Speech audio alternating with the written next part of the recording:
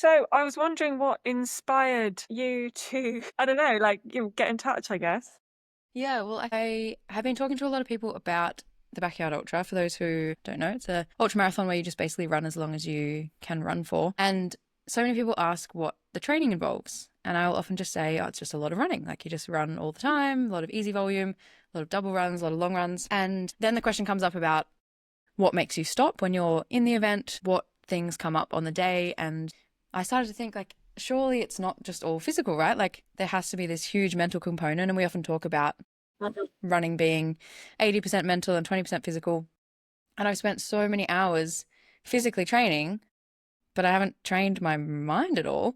So it just feels like this kind of gap that I would be interested to fill a little bit, or at least understand a little bit more, or to know that when I'm mid event, to have some sort of strategy in place or some things that I can think about, or yeah, I just felt like it was almost this untapped potential to explore or something that's Mm. worth considering as I've spent so much time considering the physical part. It seems like almost a waste to not look into the mental component.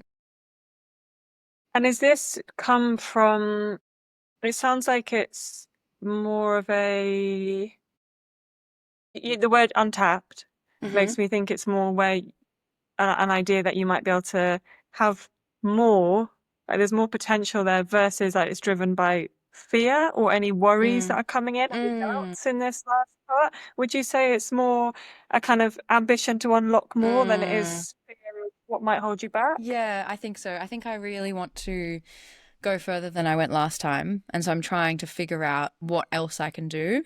And of course, I've been training more, but I'm kind of thinking, like, what else can I tick off to make sure that when it, because I know, because what happened last time was it suddenly got really, really hard and then I stopped. So I'm trying to figure out when I get to that point, when it gets really, Mm. really hard, how am I going to make sure that I keep going? And of course, hopefully, I'm physically better trained, so I should meet that point later on. But still, when I get to that, I then stop. And then what happened last time, and when I speak to a lot of people about this event, is there's often a lot of regret for stopping, and you often feel like, oh, maybe I could have just done a little bit more. So trying to work out how can I get my mind as strong as possible to know that I can push into that a little bit more rather than just like there's this sudden feeling of I want to stop, everything hurts, this is the worst thing ever, and then I just stop. How can I just push that a little bit further? And of course, like I'm not willing to risk a bone stress injury or anything super serious, but I know that there probably is a little bit more potential there that I could get into. And I think last time I just didn't have any thoughts about what would happen at that point and what I would do, and how to best approach that. Do you remember what did sustain you last time? In because I'm guessing in the parts that you did, there were still lots of challenging Mm, times within, like you went a very, very long way, and mm. it's the sleep and the general time and all of these factors that contribute. Do you have any memories of what did help you stick with it and kind of sustained you last time?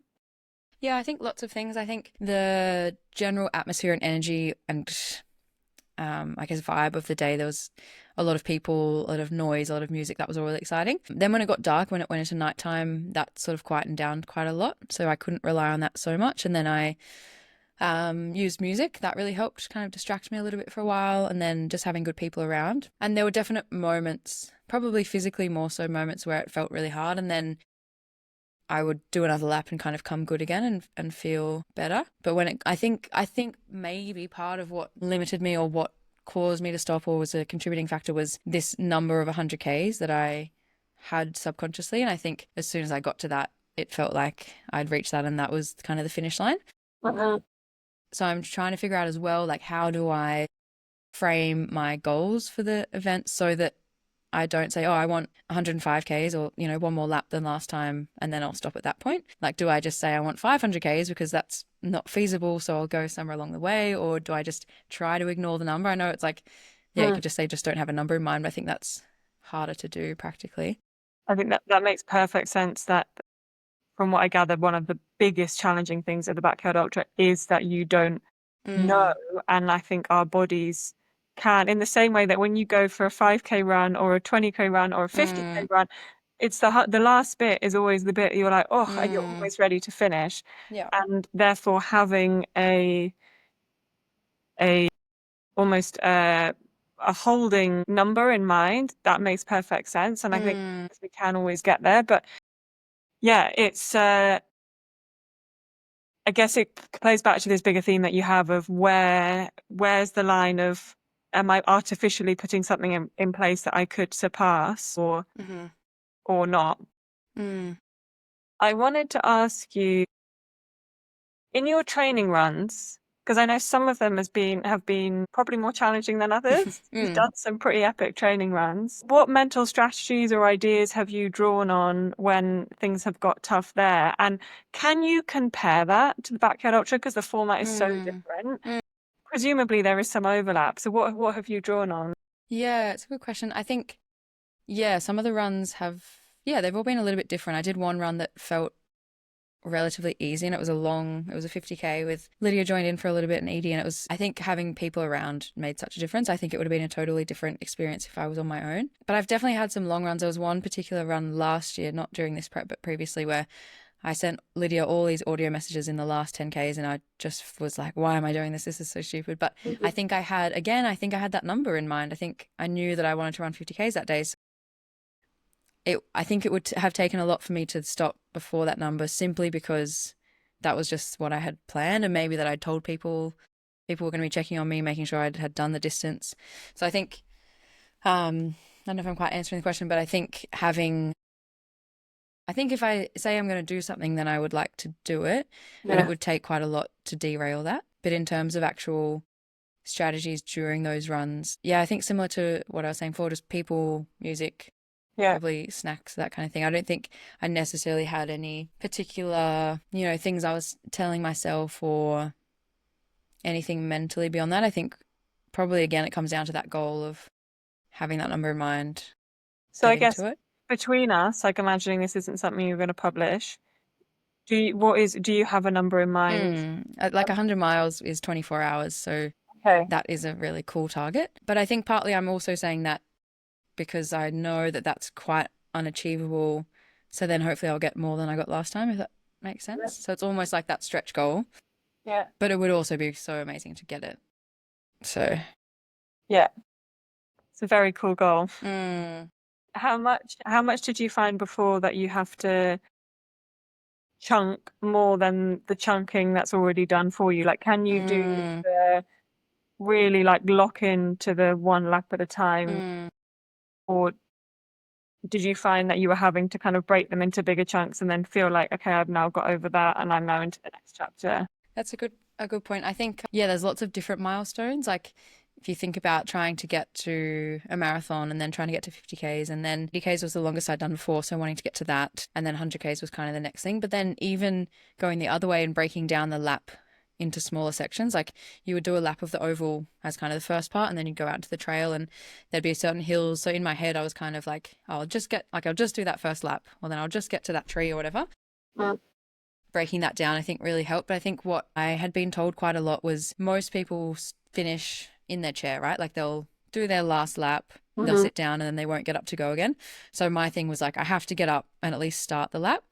So I started that last lap after I'd done the 100K, knowing full well I was literally just going to start, walk a few steps, and then turn around. But I wonder, could I then flip that mindset and say, like, okay, I'm not just going to start the lap, but I need to walk the lap of the oval, or I need to do 1 kilometer or something like that before I can call it.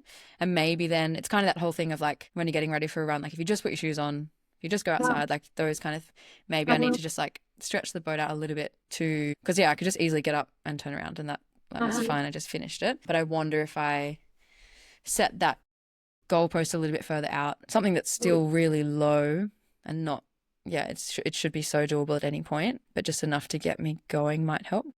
Yeah, that sounds super, super wise. I'm wondering last time if you remember what it was that you felt like got in the way. Like, was it I imagine your body was just generally down with exhaustion and everything else, but was it the tiredness more than it was the body, versus a specific pain that you felt, versus your mind being so mentally fatigued having gone through everything, versus it being a blur of all of it? And it was a lot of that, a combination of everything. There was no one particular thing. There was no particular pain or injury. I think it was a combination of tiredness and just feeling like the terrain is quite uneven and rocky, and I kept feeling like I was going to trip over. That was part of it, like fear of like, oh God, I'm going to fall, or just the frustration of constantly having those little trips. There was also a real, like on that last lap, I was just, when you've got a certain number in mind, maybe you're doing a marathon or something, and you're like constantly checking the watch, like Mhm. 40.1, 40, like, you're just constantly doing that. I was doing that for that last kilometer and was so excited and just like, oh my goodness, I'm going to run 100K, like triple digits, like it's the most amazing milestone. And I had like some really like powerful song on, and then it ticked over, and I was so excited. I was crying. I was like out in the bush by myself somewhere. I still had a couple of Ks to get back to the end. And then as soon as that emotion had settled, maybe after a minute, suddenly everything was sore. Suddenly everything was so much harder. I slowed down so much. I felt like I couldn't pick my feet up anymore. Like it was a real shift. It was like as soon as I'd reached this thing, suddenly everything just couldn't work anymore. And I think as soon as I felt that dramatic shift, I then just suddenly like, okay, well, I'm done. Like I didn't even consider like, oh, this is just suddenly much harder, but I can probably shuffle my way to another lap. It was almost like, I hadn't really thought about it till now, but this Yeah. sudden shift of like, oh, suddenly it's hard. Oh God, okay, like that's the sign. That's like the warning sign that I need to stop.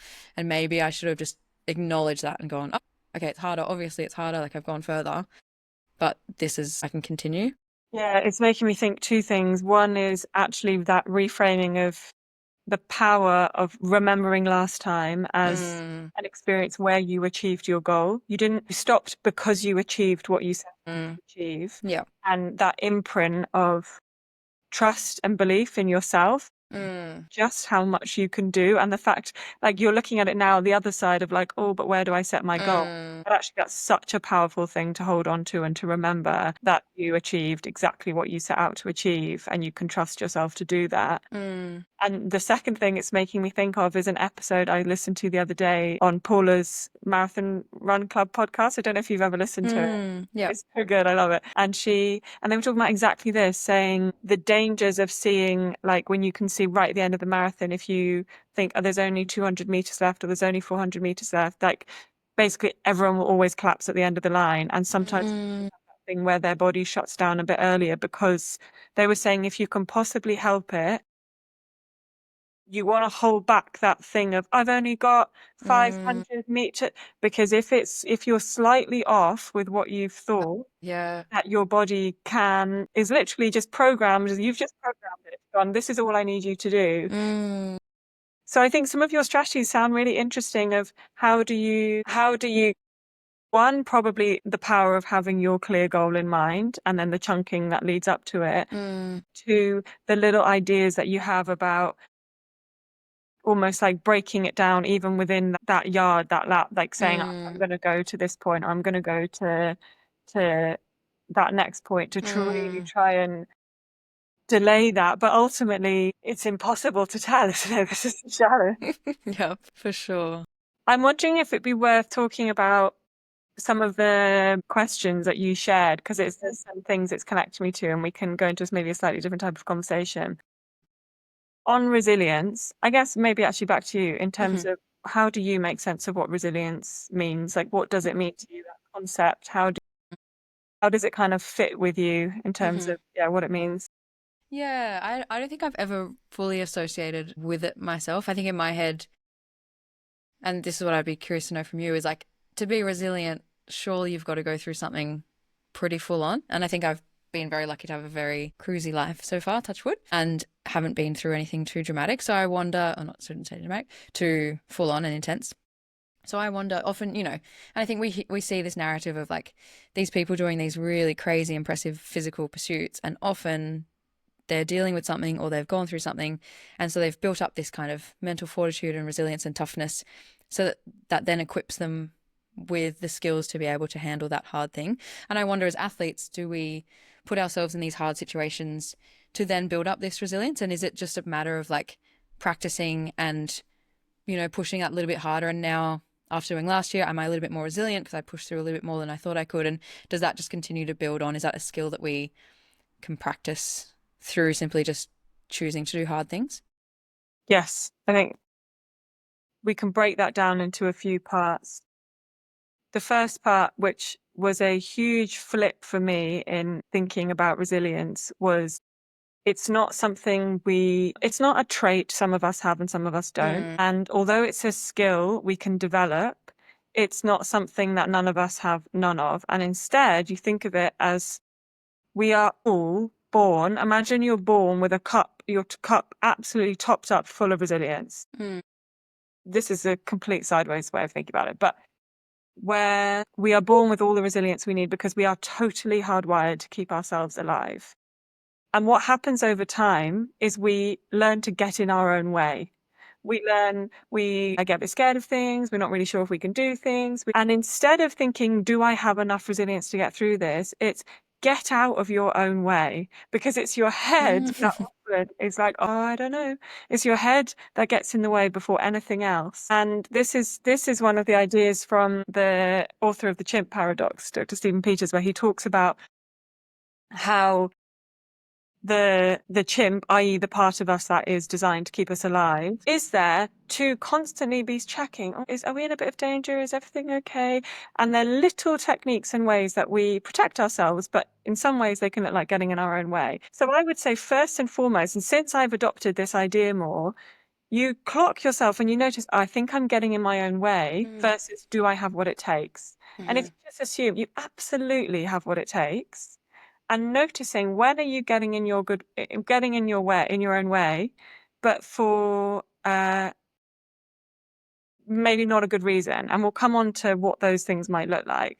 But so the first part is that I think flipping our sense of resilience of, is it something you have or you don't have? Then the second part is, it is often described as a kind of skill that you can,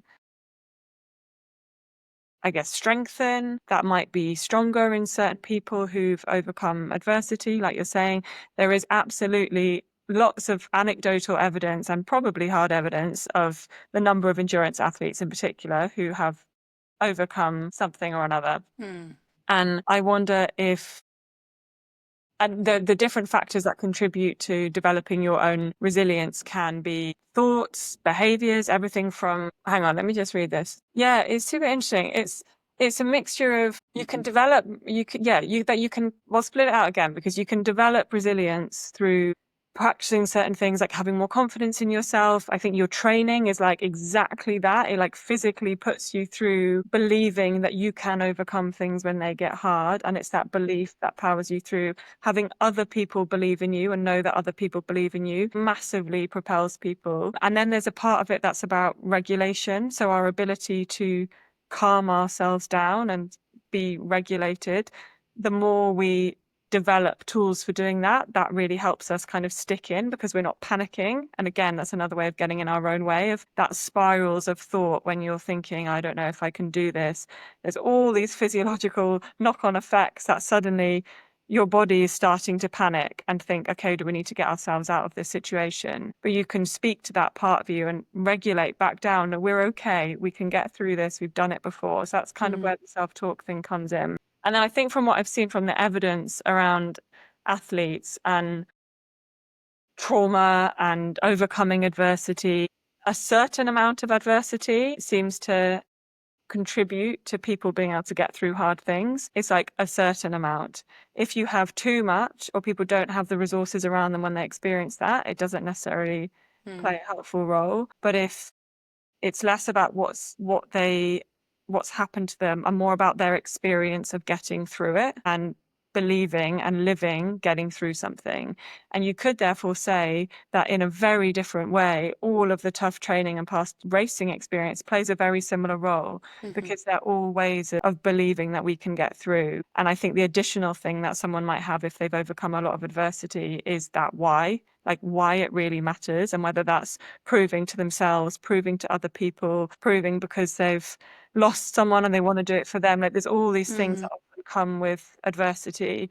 But when you strip it back, I think it's our brain's belief that we can get through something. It's that chimp believing we can get through, and how we don't get in our own way to intercept it.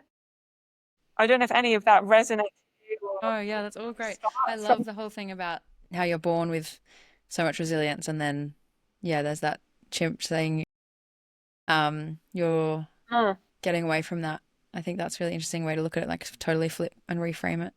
Great word. Mm. Yeah, that's all. Yeah, it's really interesting. I really like that. Um, I think as well, yeah, understanding. I'm trying to think where I was going. Yeah, understanding when you're at that point where it is getting hard, having that ability to calm yourself down is certainly kind of like regulate and understand like this is challenging, but I'm safe. Like reminding yourself that I think is really helpful as well. And probably having people around you to remind you that as well. Because I think you do get to a point where you're not able to think super clearly on your own as well. So having the right people there and almost, I guess, maybe chatting to them beforehand about like, okay, if X, Y, and Z happens, like then pull me out. But apart from that, like just make sure I keep going. Yeah. And I guess this is where it gets really challenging because your question that you asked me before around how do you know when it's Mm, stuff you should listen to? Like, how do you know when you need to listen to your body and when your body is communicating that you should stop? When do you mm, stop? yeah. That I think is such a challenging question, but there are different parts of it where knowing, I guess, with the overall caveat that serious and bad things do happen Mm, in like, you can't ignore that even a sport like running, there's lots of dangers that come with it, and we have to be so respectful of what we're putting our bodies through. So there's absolutely that at the top, at the kind of backdrop. mm, But within that, a few ways I find it helpful or interesting to think about it is your brain is basically the kind of think of your brain as like the governor of all the information. And your brain is always, because of that chimp, because of the role it's playing in keeping you safe, is always going to tell you to stop sooner than your body actually needs. It's like the amber light coming on. And so that's a kind of first part of those thoughts are going to, there's almost like a spectrum of it. The thoughts are going to come in as soon as your body is aware that you're doing something even slightly dangerous. That could be being on the start line. There's going to be thoughts going, I don't know. mm, And there's obviously lots of different strategies for how we quell some of those ideas, but they'll come before your body's in any danger. And I'm sure you'll be very used to dealing with some of those, or at least they'll mm. be familiar to you. Like, sometimes they come 10K in and you're like, I'm totally fine. Yeah. But there's a little seed of doubt, like, oh, what are we doing? Mm, Then later on, when things are getting tough, the brain will always communicate before the body. There's a difference, I think, in the research in terms of the kind of types of pain that you might recognize. So, if there's like a general fatigue, how we think of that differently to a stabbing or that thing when there's actually an injury or a pain that's come, which obviously as a physio or you in your role would have a stronger perspective on, but actually the difference in how pain is experienced within our body and what that's telling us. But I think the main thing that comes is all of the training, because that's, I think, the only way you can really tell is mm, through your own personal experience of being in your body and experiencing what that red line looks like and pushing the envelope on it. And I think being on all of the experiences you've had, you've probably got to a point where you have some idea of what those things feel like. Is that right? mm. Yeah, for sure. Yeah. No, I think it's nice to think about it as the brain comes first before the body in terms of those kind of warning signals. And it will always warn you and flag things, yeah, before they're too serious. And you've kind of got to hear that, observe it, and then just like push on a little bit. And I've found as well, sometimes doing these longer things is like you'll get that, and you probably experience this too with the start line and Mm. throughout different runs, is that will come and then it will pass, and you've kind of got to like ride it out, and then you'll be thinking about something else, and suddenly you're good to go again. So I think acknowledging that, and that's what I've said to a couple of people who are doing the backyard for the first time, is like you will feel something that feels like you want to stop, but like if it's the first time that that's come up, it's probably not enough of a reason to stop. Like just let that one go and then see if it And comes what again. do you say to what's your practice of when those thoughts come? Do you Mm, say something back to them? Are you just aware that they're coming in and you're letting them go? Like, mm. what do you do? Yeah, I think just observing it, and then I think it probably depends on how long it hangs around. If it's just a passing thought, then just sort of acknowledge it and then carry on. But if it's lasting, in this example, kind of a lap or a kilometer or a few kilometers, then yeah, I would probably use some of those other strategies of chatting to someone. I think that's a good benefit to this race is you've always got hundreds of people, at least at the start, around you. So there's always someone to chat to or just have a total distraction. You'll end up having these random conversations that you'll probably never think about again in terms of what actual substance of the conversation was, but it suddenly is just a distraction and your brain's not thinking about the pain it's in. It's just thinking about whatever you're talking about, a silly little topic. So yeah, I think using people, music, all those kind of things Yeah, seem to the work for me. acknowledgement piece is so huge. Mm. What happens when you, like, the importance of acknowledging uncomfortable thoughts. Mm-hmm. Because and it's the same, honestly, in all aspects of life. Like, if you have any kind of negative emotion, if you don't acknowledge it and you just completely try and dismiss it or push it away or focus on other things, it will keep reappearing and trying to find a way out until you pay it attention. And that comes out in all sorts of ways. It's like trying to hold a beach ball underwater. It's impossible. But if you acknowledge it and say, and again, I always kind of think of it now in terms of speaking to my chimp. I'll say, you're worrying for really good reason. I totally see why.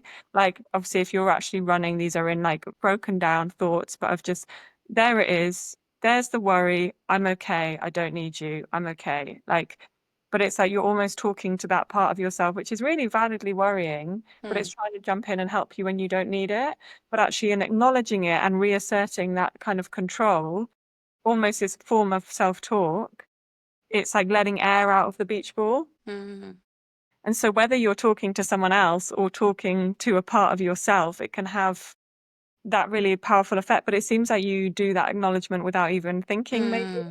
Mm. No, that's good to know. It makes sense. I think I really like that beach ball analogy as well. But yeah, I think it really helps because yeah, I think yeah, you can kind of block it out, and I think you probably partly do sort of block it out without realizing. I don't know if you can fully in the moment totally accept it. I don't know if it's something you've kind of got to do later and almost like feel it, see it, like observe it, and you've kind of got to shove it away a little bit because you know that like you're not going to stop hurting, right? Like once that sort of started, you're going to be suffering until the end. It's just kind of like how much can you manage that suffering? So I don't know how much you can like totally see it and then it'll disappear. I think it'll just sort of quieten down a little bit maybe.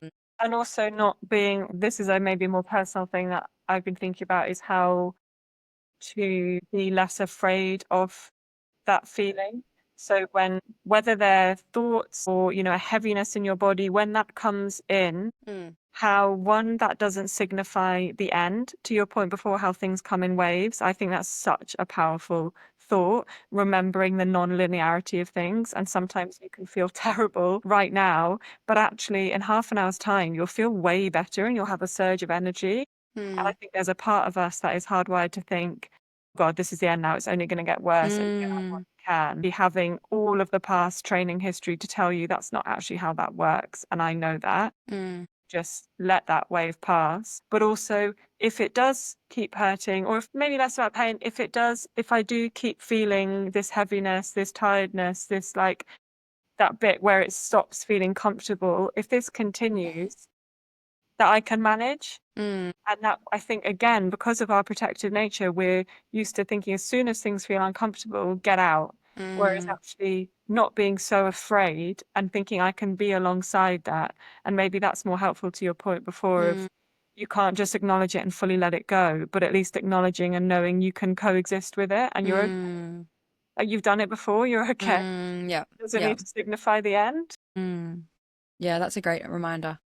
Yeah, I think yeah, having it coexist with you and yeah, because I think you're right, like this kind of pain or this avoidant, like, trying to avoid suffering and avoid hard things and uncomfortable things, like it is that protective mechanism. But if we're choosing the suffering, right? Like we're going out there specifically and we know that that's going to be a part of it. So if it never hurts or if you never experience any of this, then I just don't think you're in the right event. Like that's going to be a totally different experience. So yeah, I'm almost imagining like it running alongside me, like it's there for the whole journey and it will just get progressively bigger and bigger. And it's kind of like, how long can you sort of fight it off for or keep it quiet for? And eventually you're going to get to, like, you have to get to a point eventually where you stop, right? Yeah. But trying to delay that as much as possible without, I guess, being naive to the fact that it is going to be quite uncomfortable for quite a long time is Yeah. probably quite helpful. Which is maybe connected to the question you had around visualization. Mm. I don't know if have you ever tried or practiced any kind of I mean, visualization? no, not to any great extent. If my mum's watching this, she'll remember when I was a kid that reading books, I really struggled to see what was happening, so I'd never know what was going on in the books. So I think in my head I've just always thought like I can't visualize because I just it's just empty up there. But I think I probably could if I really tried. So I just have never really gotten to the point where I've done it. But is it something, is it research based? Is it anecdotally? Does it work? Like, and when we talk about visualization, like, am I imagining me suffering and being okay with that? Like, what sort of strategies would you normally use? Or, Yes. Um, I will say visualization isn't a key part of my toolkit, but it's one thing I would love to incorporate more because there is lots of research to say that it is really effective. Yeah. So what the research shows is that visualization activates the same neural pathways as training itself. mm, So which is kind of wild. mm, Essentially, in rehearsing different types of different versions of the situation, and I'll go through that more specifically, but you're giving your body mini experiences of going through that process or that mm, experience. And so in the research, it's often talked about as a kind of non-physical way of physically training. So of mm. course, you have to do the physical training as That would be well. nice, wouldn't it? But they're like mental rehearsals. Mm, And there's lots of evidence to show that people find them incredibly useful. And they can be done in different ways. And generally, it's like seeing it like meditation, like it's a practice that you do and you can get better at. But even a taper is actually a really great time to do it and to start building it in, where it might be you do it in a few times each week in the 2 weeks, or even a little version every day. And there's different ways you can run it. So the first would be people often think of visualization and they think about visualizing success, like running through the finish line. mm, That is a key part of it, of mhm, going through that process and believing that you can achieve what you want to achieve. Literally, because if you think about, and everyone's brains are different, but the amount of time we spend worrying about all that might go wrong or how we might let ourselves down, those are pathways we are rehearsing again and mm, again and again and again and again. And that is powerful in a kind of unhelpful way. So just first and foremost, giving yourself specific time to believe and imagine that you can do exactly what you've set out to do without interruption, and thinking of some key moments, whether that's crossing through a certain checkpoint or a certain number of yards that you've done, or the distance goals we talked about, those, and really imagining that. What will it look like? What would it feel like? What will it be like in the run up? How will I come over at the other side? And how will I continue after that? And like really imagining that is one element of visualizing the success that people find really helpful. There's a few other parts. Another part is being specific about the course. So this is interesting in your case because it's quite a small course, I'd yeah. imagine.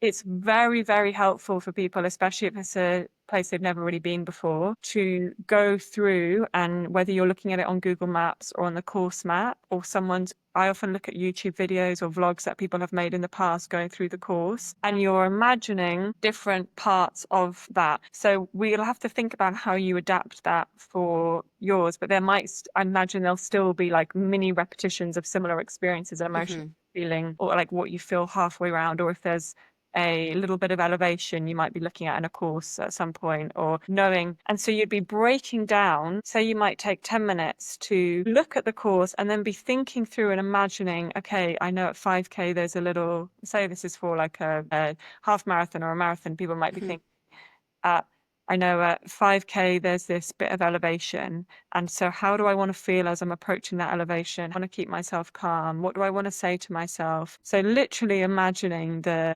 course route. I actually did this for the Sun Run and I found it really helpful. I'd never done the course before, and I'd watched someone's YouTube and I was imagining coming up those last hills. It's only 10Ks. It's like a little version of it. But as I hit those last hills, I felt like I'd run them before, and that's Mm, exactly the point of it. You've run them and you've gone past them before. And I knew I'll go past these two hills and there'll be a drop. But it's different to knowing like just the route, because you might be thinking, oh no, there's a hill coming up, like mm, the place. but having really mentally imagined yourself having gone up that hill is really helpful. So imagining the course is another. So visualizing success one, imagining the course is another. And then the third that's helpful is these is scenarios. And this is where you can also write, people find it helpful to write whether they're what ifs or ifs, then if that, if then, I think it's called if then, but it's like if this, then that. So basically you imagine some of, and this is what you spoke to, some of the things that could go wrong, some of the things that might be challenging along the way, and how you will like try and really get into that headspace. What would that feel like? How do I want to respond? And it's about responding, not reacting. So how do I want to respond in that situation? What are some of the things that could set me off? What do I want to say to myself? And just kind of going through that mental exercise. And because it's one small part of the bigger picture you've imagined of things going well, but I heard someone say the other day, preparation is the antidote to anxiety. And I think that's exactly bang on. So it's imagining some of those things that could be a bit challenging.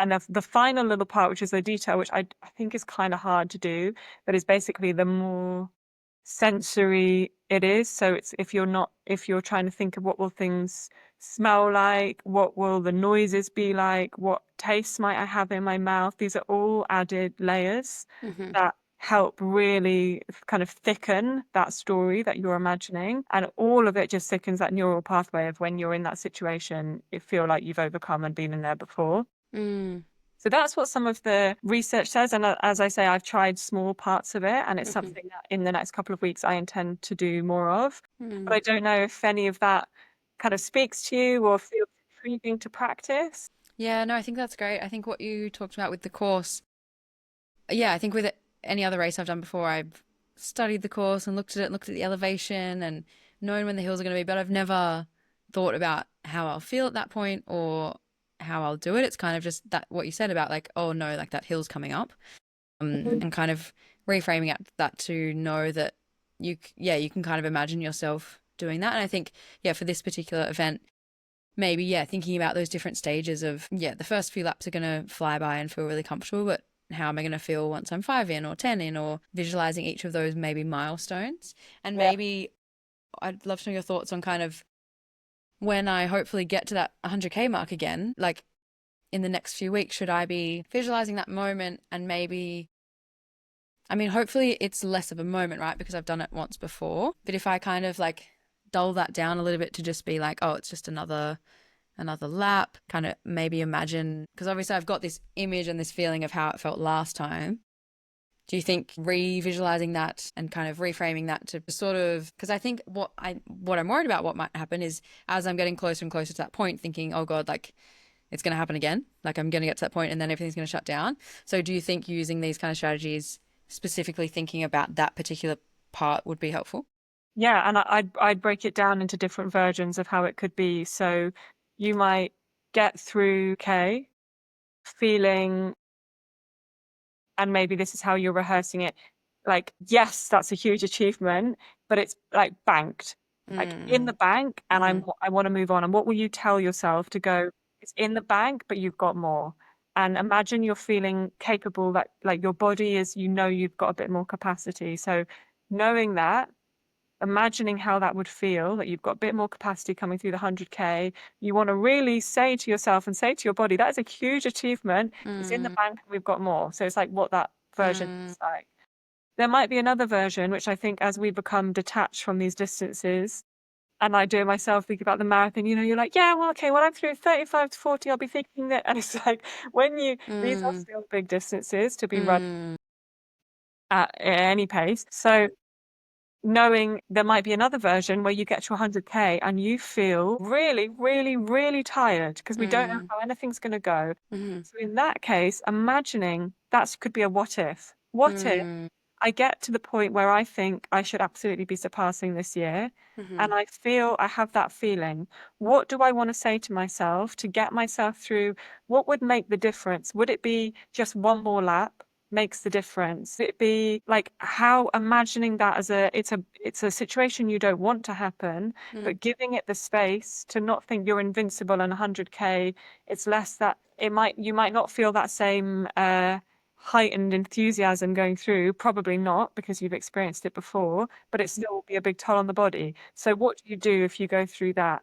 And there might be another version, but it's like going through the point of the visualization is, what do you want to feel? What do you want it to be like? And that's really prioritizing that first one of going through and thinking, I'm through and I've got more, and my focus is at a point in the future. And this is banked, it's important, but we're moving on. And then creating some space for these other scenarios just so you can check in. So it's not a panic if it's different. Yeah, that's really helpful. Yeah, I think that would be good. And something else I just thought of as well is often speaking to Lydia about this quite a bit is like our expectations of something often will determine how we feel about it. Like if you go into a race thinking like, oh my God, I'm absolutely going to smash it. This is going to be so easy. I'm going to do so well. I'm going to get 10-minute PB.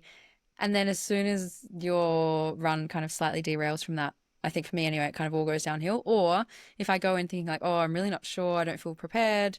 Yeah. Kind of underselling yourself a little bit. Then if you do anything a little bit beyond that, it feels really great. What are your thoughts on kind of setting up those expectations? It probably aligns quite well with the visualization and sort of preparing for any and all of those options to happen. But do you think going in, like, I mean, I imagine just from what I hear and see online is like you want to be confident, right? You want to tell yourself that you're going to do this thing and sort of almost manifest or create this great outcome. But do you think sometimes if you go in almost too cocky, can you then sort of come down from that and that expectation's been set too high? And if you slightly derail from that, do you then end up with a slightly worse outcome, do you think? Or is that... I think it's a bit of everything because I think there's huge truth in the idea that happiness is an equation of our expectations minus the reality. So the difference between our expectations and our reality is how we'll feel about it. And so where you anchor your expectations are really important. In the context of being an athlete, that is very hard because naturally you'll always be wanting to improve on where you've been before. You'll be hardwired to want to do better. So I think it's a bit of a mix. The one thing that I don't know if you think in terms of an event as long as the Backyard Ultra, but I certainly find it helpful thinking about the marathon, is really embracing the length of it in that it has many chapters. So how you feel at the start will be probably very different to how you feel a quarter way in, half the way in, three-quarters of the way in. And at every point, you want to go in feeling as confident as possible. Like, of course you do. And managing the expectations for what is possible on that day, where you are in your cycle, where you like how you feel, all of these, the weather, all of these factors, of course, play a huge role, and that is important. But also trusting and knowing that your body is so conditioned to do a big thing, and there will be emotionally many parts of it, and reminding yourself that at every point, like how I'm feeling now is not the whole story, and there's so much time for that to change.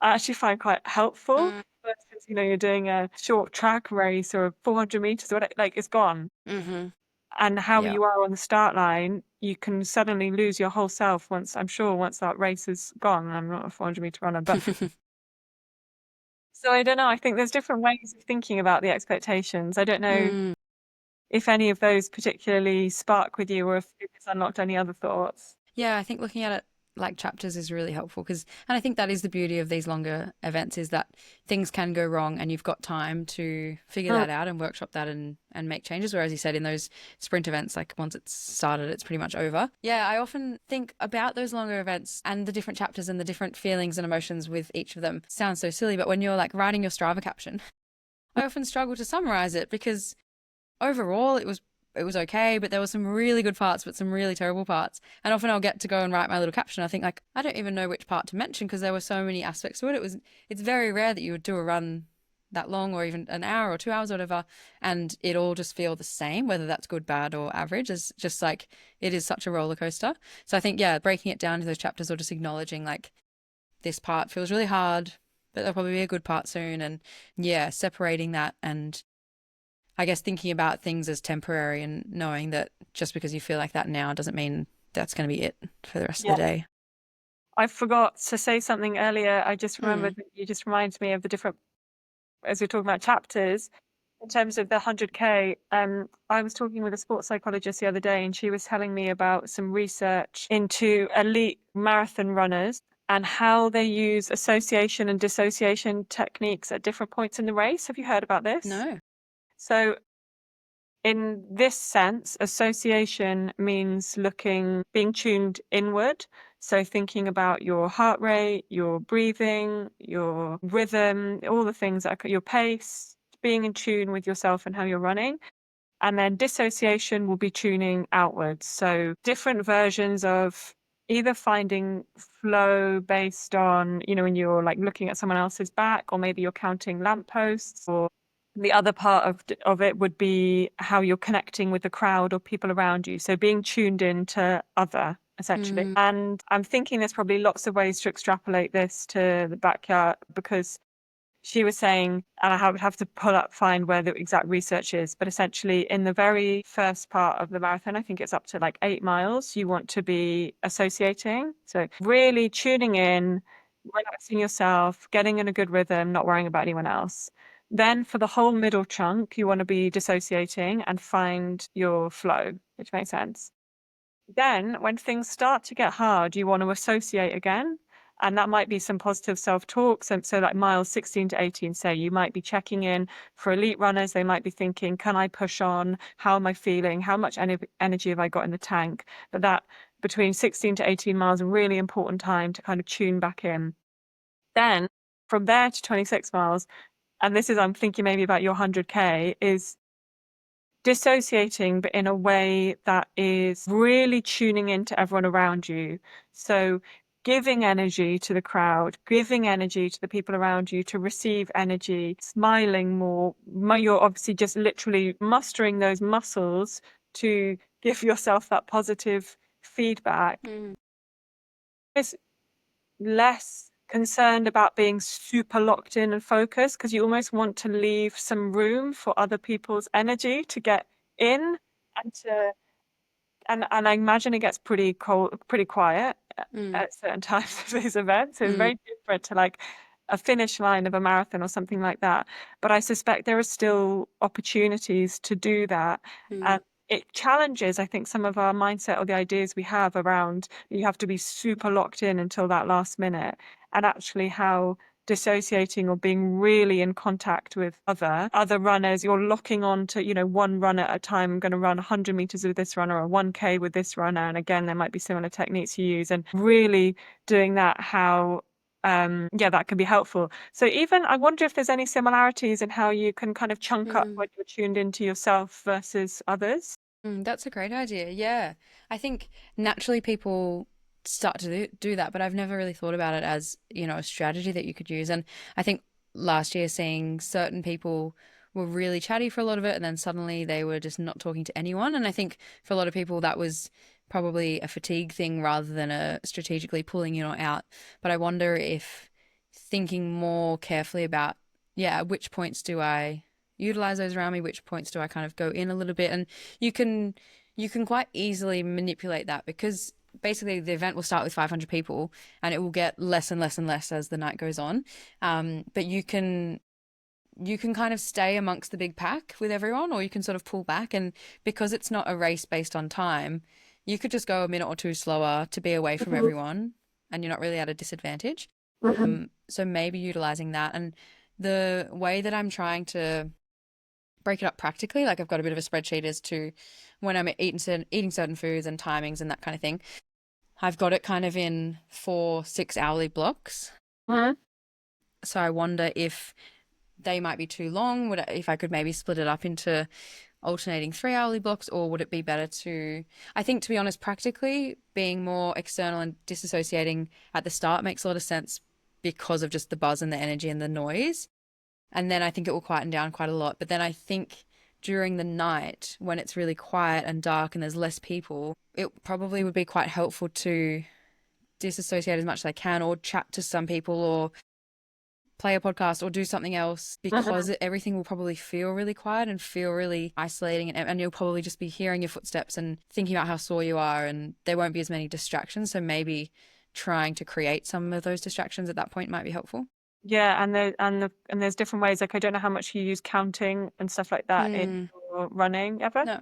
I don't know how you've got so Do you count how many steps you do? how you run so far without counting. No, I will count. It's a very common technique, counting to like 25 times, or counting as soon as things get hard in the last part for me, if especially if I'm like really knuckling down, I will Mm.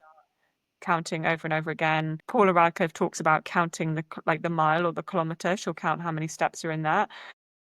Or the dissociation technique is about like counting tree stumps or lampposts or cars I did the other day.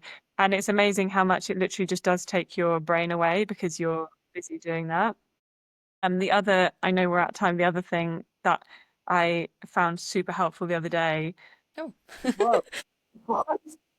So listen, was you can like, I don't know if you ever do this where you imagine if there's a person you often run with. Mm-hmm. Well, I'll say it for me, so I don't know if it'll work for you. For me, there's a person I've done a lot of running with, and she's helped me a lot, and I trust her a lot. And at the end of my long runs, I often like conjure her up next to me, and I imagine, and it's amazing when you really know someone, what you can imagine. Like I can imagine her like cadence, and I like slightly change my form. Mm. And then I imagine just what she'd be saying to me if we were right here. She'd be saying, what, like tuck in or get to that, or you're doing really well. And even just imagining how someone else would be coaching you through that situation, but just also their presence with you is, I think, another form of dissociating, but in a slightly another kind of personal way, but when you don't have the people. Mm. As I've gone to practice it, I've found the effects pretty amazing. And I don't know if there's anyone that comes to mind that you would do that with, but it can be a helpful tool. That's really cool. And I think that would be really helpful as well because often in these ultra events, you can have a pacer or someone that can run with you, but in this event, you're not allowed anyone. Mhm. So there's no chance for any of my support crew, Zach or Lydia or anyone to join me for any laps or to run with me for a few steps. So Mhm. yeah, that's probably a good idea to just imagine that they're there. I'll probably start hallucinating at some point anyway. So it's probably, it might become real anyway. Yeah. I love it. Thank you so much. That's been so interesting and so helpful. I can't wait to rewatch and just listen to it all again. I'm sorry, I felt like because it was a slightly different format, I rambled so much in Good. The rambling's good. parts, so, and was completely ineloquent in others. So hopefully there's one, it was personally helpful, but two, then there's some nuggets you can take from it, whatever you need. Thank you.